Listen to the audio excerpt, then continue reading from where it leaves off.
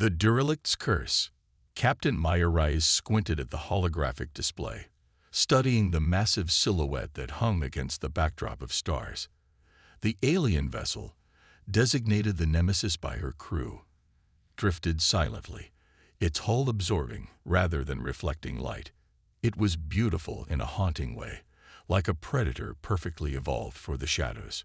Concordat says it's a gift, First Officer Elias Kell said, his voice carrying the artificial calm of someone deliberately hiding their suspicion.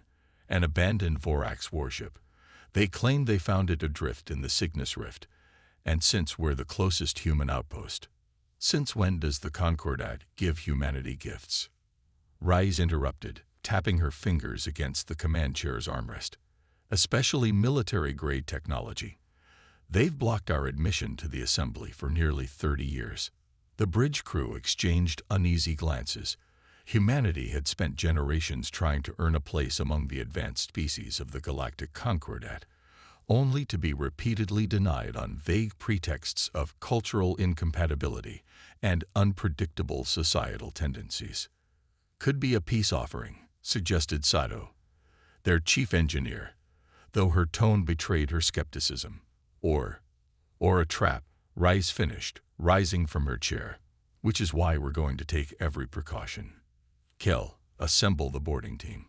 Full hazard protocols. Sato, I want you scanning every inch of that ship before we dock.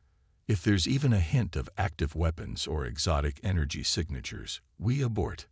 The salvage vessel Horizon approached the derelict slowly, external spotlights illuminating the alien craft's obsidian surface. Close up, they could see the intricate patterns etched into its hull, geometric designs that seemed to shift when viewed from different angles. Sato's voice crackled over the comms as the initial scans completed. Captain, the ship appears dormant. Power readings are minimal, life support is offline, and I'm not detecting any active defense systems. But there's something odd about the core. It's giving off quantum resonance patterns I've never seen before. Dangerous? Rise asked. Not actively. It's more like it's waiting. Rise suppressed a shiver. Keep monitoring. We're proceeding with the boarding operation. The airlock cycled with a hiss, admitting Rais and the boarding team into the alien vessel. The interior was cold, the air stale but breathable. Their suit lights cast long shadows down curved corridors that seemed to absorb sound as well as light. This architecture is incredible, whispered Dr. Nassar, their xenotech specialist. The Vorax were supposed to be extinct for over a millennium. Finding an intact ship is impossible. Yet here we are, Rise said, moving forward cautiously. Stay sharp. We're heading for the bridge first, then engineering. As they moved deeper into the ship, Rise felt unease crawling up her spine. The vessel was too perfect, too pristine for something abandoned centuries ago. There were no signs of battle damage, no emergency protocols activated. It was as if the crew had simply disappeared. The bridge was a semicircular chamber dominated by control interfaces unlike anything they'd seen in Concordat technology. Nassar immediately went to work, his specialized gloves interfacing with the alien systems. I'm accessing the ship's logs, he said after several tense minutes. Translating now. This is odd. According to this, the ship was deliberately placed here, as a gift. He looked up, confusion evident in his eyes. But not for us. For something called the Harbingers. Who are the Harbingers? Kell asked. Before Nassar could answer, the ship trembled. Lights flickered along the walls. Patterns they hadn't noticed before, illuminating suddenly with a deep purple glow. What's happening? Rise demanded, instinctively reaching for her sidearm. Nassar's face had gone pale. I think we triggered something. The ship's core is powering up. Sato's panicked voice cut through their comms. Captain, energy readings are spiking. The ship is activating. Shut it down. Rise ordered. Nassar, find a way to.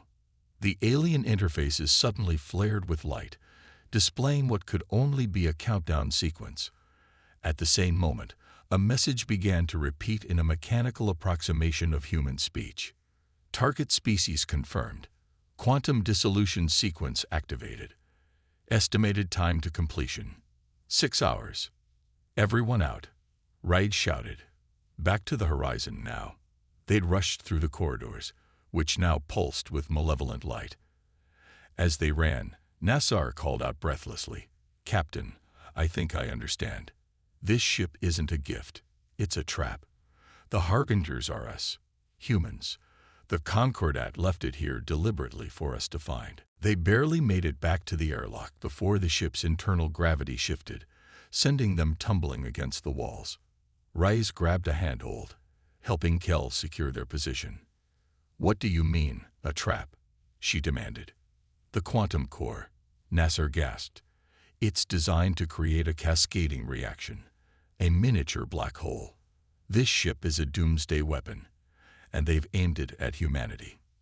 Back aboard the Horizon, emergency alarms blared as Sato confirmed Nassar's assessment.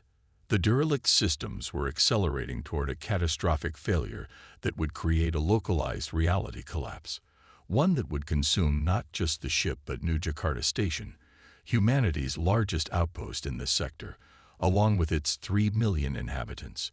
"We can't outrun it," Sato explained, her hands flying over the engineering console. "Once the process begins, it creates a quantum entanglement field. Anything within half a light-year will be pulled in." "Can we destroy it?" Kel asked. "The Horizon has mining charges." Sato shook her head. "Conventional explosives would just accelerate the process. We need something that can interface with the quantum core directly and shut it down." Rice stared at the holographic representation of the derelict, the death trap the Concordat had set for them. Anger burned through her veins, clearing away the fear. "If we can't destroy it, and we can't outrun it," she said slowly, "then we need to control it. Nassar, you were able to access their systems. Is there any way to reverse the process?" Maybe," the scientist said, uncertainty in his voice, "but the technology is far beyond anything we've worked with. It would be like asking Stone Age humans to repair a fusion reactor." "We don't have a choice," Rise replied grimly. "The Concordat thinks we're primitive, that we'll either flee in panic or die trying to destroy their trap. We need to prove them wrong." She turned to address her entire crew. "This isn't just about saving New Jakarta. This is about humanity's future. The Concordat tried to eliminate us because they fear what we might become. Let's show them exactly why they should be afraid." As the alien ship's countdown continued and its quantum core built toward critical mass, the crew of the Horizon prepared for the most desperate mission of their lives: to turn an incomprehensible alien doomsday weapon into humanity's greatest asset. Unknown to them, a Concordat observation vessel lurked at the edge of the system, watching and waiting for the extinction of another potential rival. Countermeasure. "We have 5 hours and 43 minutes before the quantum cascade begins," Sato announced, her voice steady despite the sweat beading on her forehead. The engineering bay of the Horizon had been transformed into a chaotic war room, with displays showing constantly updating simulations of the alien ship's systems. Captain Rice nodded, studying the projected destruction radius. New Jakarta Station would be at the epicenter, but the quantum collapse would eventually consume the entire system. Millions of human lives, one of humanity's most important footholds in this sector of space, gone in an instant. "Tell me we have options," she said.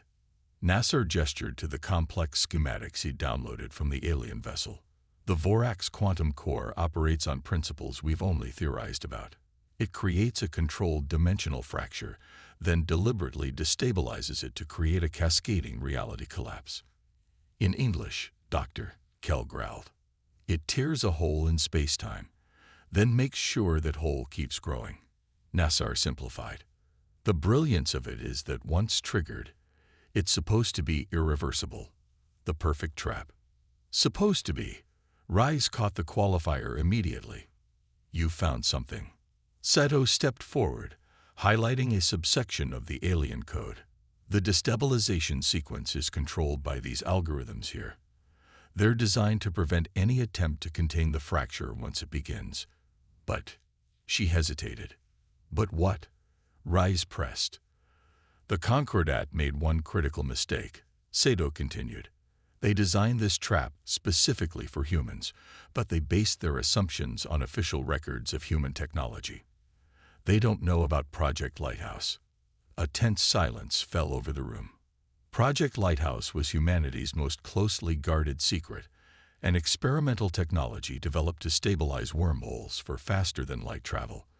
It had been deemed too dangerous for deployment, but the prototypes existed. You think we can use Lighthouse principles to contain the quantum fracture? Nassar asked, eyes widening. Not just contain it, Sato replied, a dangerous gleam in her eye. Control it. Redirect it.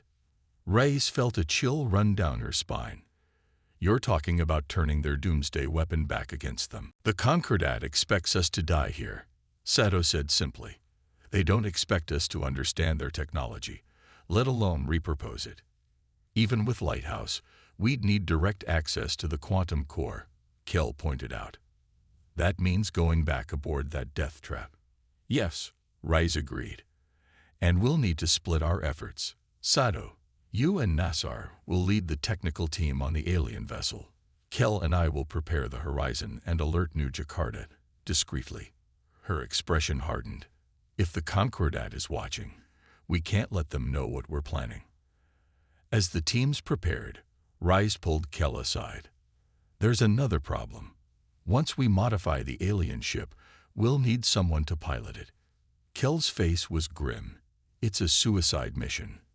Maybe not, Reyes said.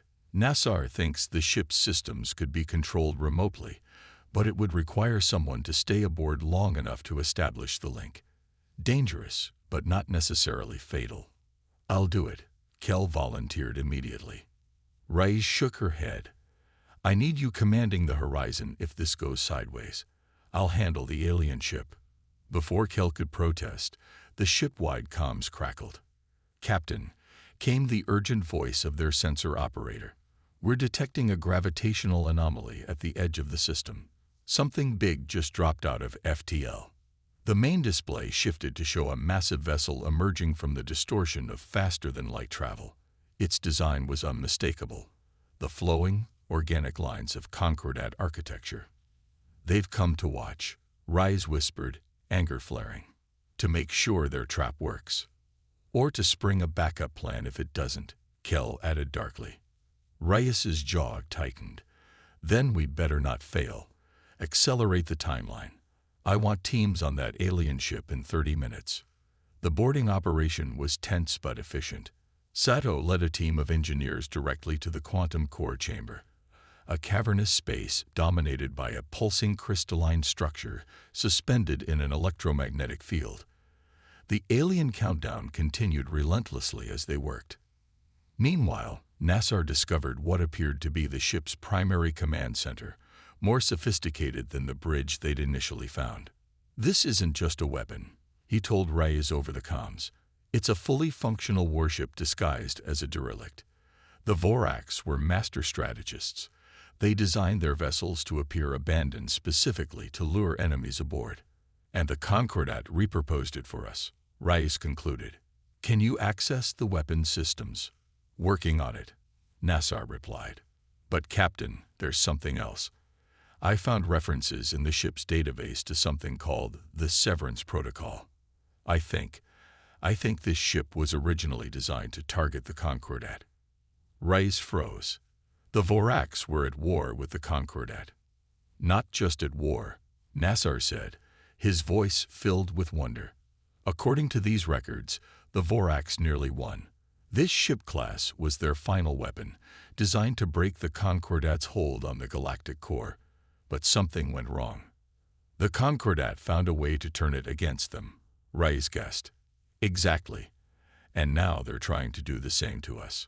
In the engineering section, Sato's team had made a breakthrough. Using principles from Project Lighthouse, they had found a way to modify the quantum core's containment field. The good news is we can control the dimensional fracture, Seto reported, her voice tense. The bad news is we can't stop it entirely.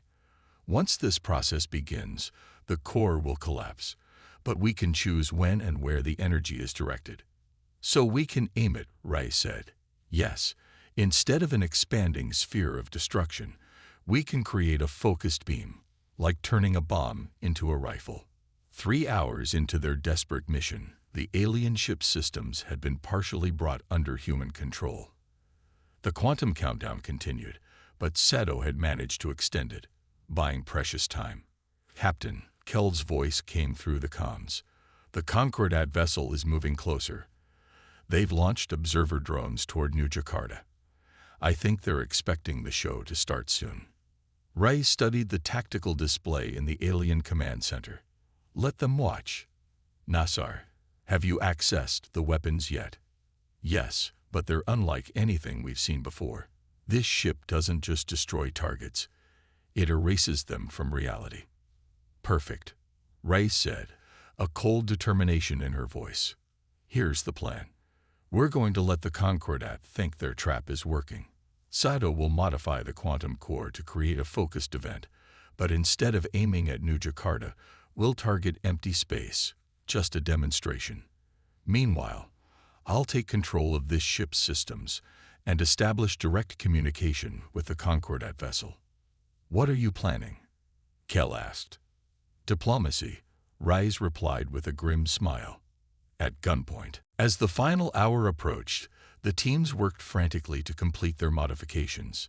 The alien ship hummed with power, its systems coming fully online for the first time in centuries.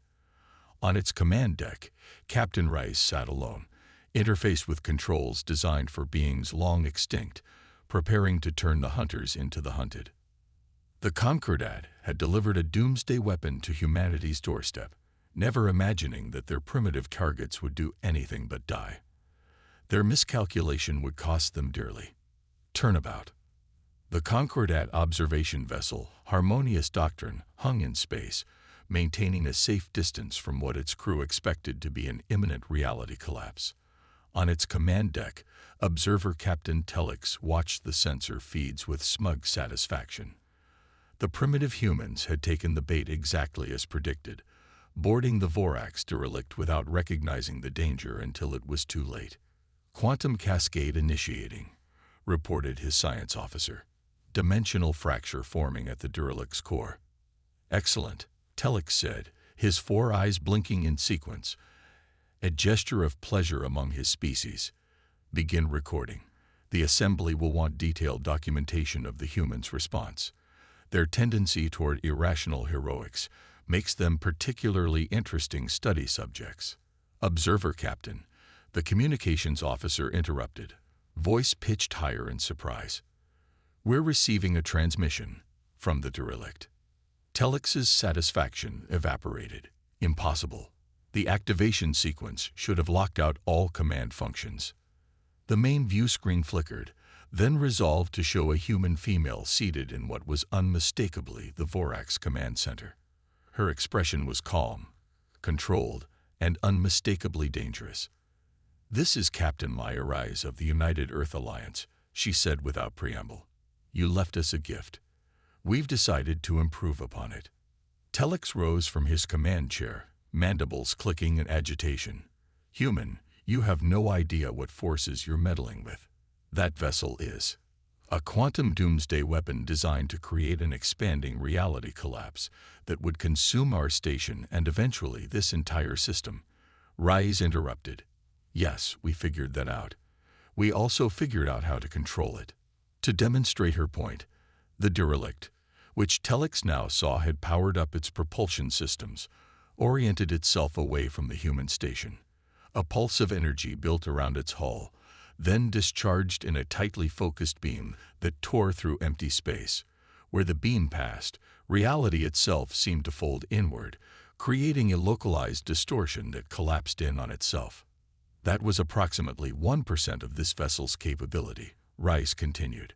The next demonstration will be aimed at the Harmonious Doctrine unless you open a direct channel to your leadership. Now, aboard the Horizon, Kel watched the confrontation unfold through the comm feed. Beside him, Seto monitored the modifications they'd made to the quantum core. "Is it stable?" Kel asked quietly. Sato's expression was tense. "For now, we've essentially created a controlled quantum singularity, but it's consuming itself. We have maybe 2 hours before the core collapses completely." "Does the captain know?" "Yes, she's playing a very dangerous game." On the Vorax vessel, now dubbed Nemesis by her crew, Reyes maintained her commanding posture while interfacing with the alien systems through the neural link Nassar had rigged. The ship felt almost alive around her, its ancient technology responding to her directions with increasing fluidity as the adaptive algorithms learned her intentions. The view screen shifted, now showing a circular chamber filled with diverse alien forms, the Concordat High Assembly, their governing council. "This is unprecedented," declared a tall, crystalline being at the center. "You were meant to be destroyed." "Yes," Reyes replied evenly. "Your trap was quite elegant. Fortunately, humanity has a particular talent for turning others' weapons against them." "You cannot control that vessel," insisted another counselor, this one a amorphous cloud contained within a gravitational field. "The technology is beyond your comprehension." Reyes smiled thinly. "And yet here we are. Now let's discuss the terms of our new relationship." Over the next hour, as the quantum core of the Nemesis steadily destabilized, Reyes negotiated with the Concordat Assembly. Her demands were simple: immediate recognition of humanity as a sovereign power, reparations for the attempted genocide, and full membership in the Galactic Concordat, with all associated technological exchange benefits. "Impossible," the crystalline counselor declared. "We cannot reward such aggression." "This isn't aggression," Reyes countered. "This is self-defense. You try to eliminate us because you fear our potential. Now you're seeing that potential firsthand." Through her neural link, Reyes could feel the quantum core's instability growing. She didn't have much time. "Let me be clear," she continued. "We don't want war. We want partnership. But if you force us to stand alone, we will not do so unarmed." She paused for effect. "The Nemesis is transmitting its technical specifications to every human outpost as we speak. This is not the only Vorax vessel adrift in the galaxy, and now we know exactly what to look for." It was a bluff, but the Concordat couldn't know that. The fear that rippled through the assembly was palpable. "We will consider your terms," the cloud being conceded reluctantly. "You have 30 minutes, Reyes replied, then cut the transmission. The moment the screen went dark, she slumped in the command chair, the strain of maintaining the neural interface taking its toll. "Nassar, how much time do we really have?" "The core will reach critical collapse in 22 minutes, he replied from his station. "We need to evacuate now, Captain." Reyes nodded, rising unsteadily. "Begin the automated sequence. Let's make sure our friends in the Concordat get one final demonstration." As the human crew abandoned the Nemesis, Reyes programmed its final course, directly toward the observation vessel. Not close enough to destroy it, but near enough to leave no doubt about what could have happened. Back aboard the horizon, they watched as the Concordat ship frantically maneuvered away from the approaching Vorax vessel. When the quantum core finally collapsed, it created a spectacular dimensional rift that narrowly missed the fleeing observers before collapsing in on itself. "Message received, I think," Kel remarked dryly. 17 hours later, the Concordat Assembly transmitted their response: full acceptance of humanity's terms, with formal recognition ceremonies to be held within the month. In her quarters, Reyes reviewed the agreement, still hardly believing they'd pulled it off. A soft chime announced Seto's arrival. "We did it," the engineer said, fatigue evident in her voice. "But I've been wondering, how did you know we could modify the quantum core?" The technology was completely alien. Reyes smiled wryly. "I didn't, but I knew something the Concordat forgot. Humans thrive when backed into a corner. They gave us no choice but to innovate or die." "The Lighthouse Project helped," Seto admitted. "Yes, But that's not what saved us. Reyes's expression grew serious. What saved us was the one thing the Concordat truly fears about humanity: our refusal to accept the impossible. They left us to die in that ship, never imagining we'd turn it into their worst nightmare. As the Horizon set course for New Jakarta, carrying news of humanity's abrupt elevation in galactic status, Reyes couldn't help but wonder what other gifts awaited them among the stars. Whatever they found, humanity would be ready, not just to survive, but to thrive. The Concordat had intended the Nemesis to be humanity's grave. Instead, it had become the cornerstone of their future, a future that would reshape the galaxy in ways none of them could yet imagine.